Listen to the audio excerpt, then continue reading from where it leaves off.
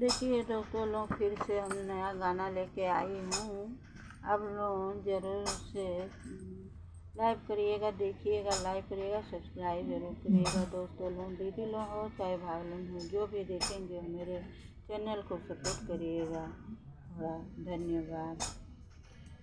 शिव गुरु भेज देने डोलिया हो, हमके जाए के पड़ी। शिव गुरु भेज देने डोलिया हो, हमके जाए के पड़ी। हमके जाए के पड़ी हो, हमके जाए के पड़ी। शिव गुरु भेज देने डोलिया हो, हमके जाए के पड़ी। काहे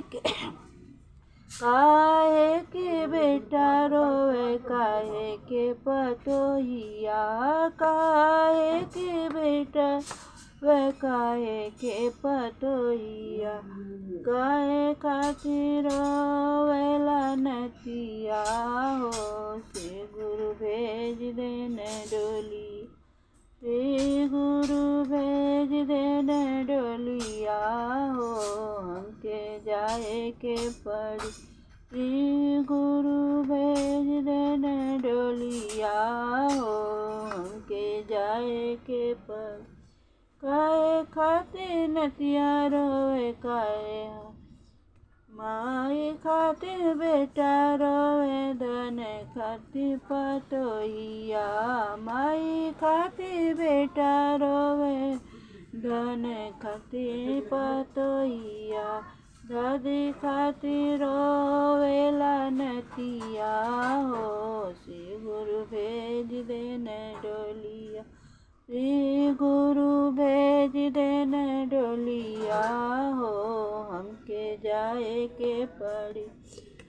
काहे के बेटी रोवे, काहे के दामाद हो। काहे के बेटी रोवे, काहे दामाद। काहे खातिर रोवेला नतिया हो, श्री गुरु भेज देने डोली। श्री गुरु भेज देने डोलिया हो, हमके जाए के पड़ी। माई खातिर बेटी रोए, धन खातिर दमरुआ। माई खातिर बेटी रोए, धन खातिर दमरुआ। हमरे मरुआ नानी खातिर रोवेला नतिया हो, हमके जाए के पड़ी। हमरो स्वामी रोए नरुमलिया हो, देखे हमके जाए के पड़ी।